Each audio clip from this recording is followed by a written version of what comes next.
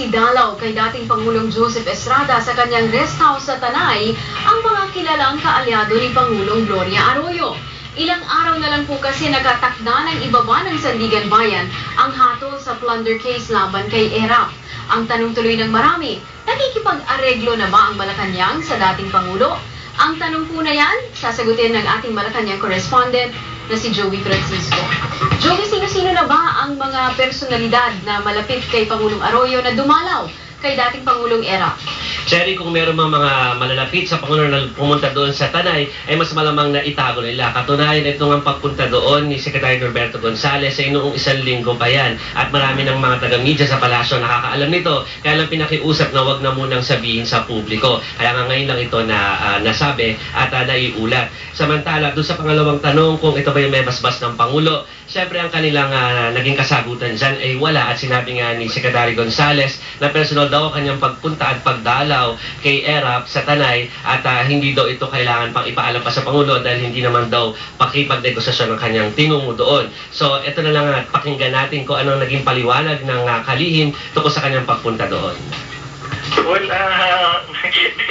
medyo may nagkataon nga yata ito, no? Pero wala naman akong intention na ma-influencean in any other way kung ano magiging desisyon. Mula nung na-hospital siya sa Hong Kong, medyo nagkaroon ng magandang parang kaibigan ni President ERAP. No? So now and then I visit him.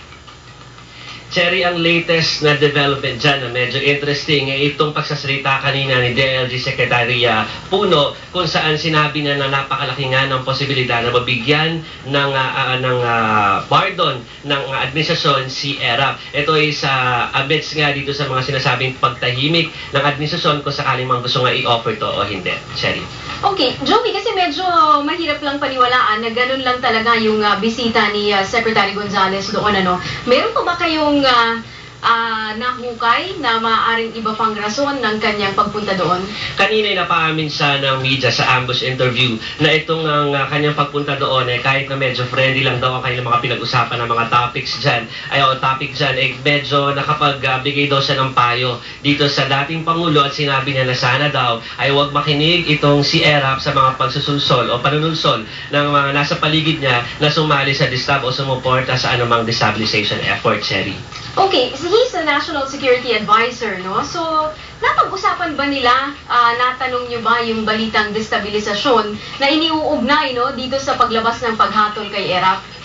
Okay, yun nga, sinabi niya at pinayuhan niya ang dating Pangulo na sana nga ay wag nang sumali o wag nang magsuporta pa sa ano pa mga plano ng mga kaalyado ni dating Pangulong Estrada na makapanggulo kung sakasakali bumaba na nga itong desisyon para kay ERAP sa mga susunod na araw. At kanina nga, kahit na hindi diretso rin na sinabi ng Pangulo ito, meron siyang mga naging pahayag tungkol sa destabilisasyon sa kanyang opening statement sa cabinet meeting. At sinabi doon ng Pangulo na napaka-importante ng healing at reconciliation para magtuloy-tuloy ang pagganda ng ekonomiya ng bansa. Kaya ang panawagan niya ay sana ay wala nang mangyaring destabilisasyon. Cherry. Last point, Jovi, ano bang huling balita sa kung kailan kaya talaga ilalabas itong verdict, no, kay dating Pangulong Estrada? Ang official na pananalita dyan ng Malacanang ay wait and see sila at kung sakali mangyari man sa mga susunod na araw ito ay handang-handa na. Alam naman natin, Cherry, na maski ang PSG ay nung manakaraang 2 linggo pa handa para sa eventuality na ito. Okay, Joey, isa pang pahabol, no? Kasi may nabalitaan kami na nagtatampo daw ang Pangulong Arroyo sa media.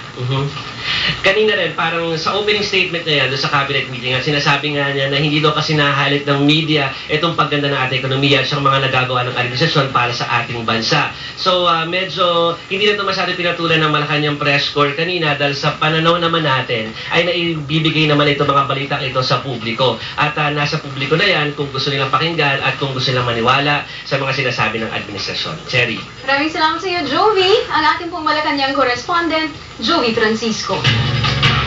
Samantala, bumuo na ang Philippine Marines ng 2 investigating bodies na tututok sa nangyaring bakbakan sa Albarca at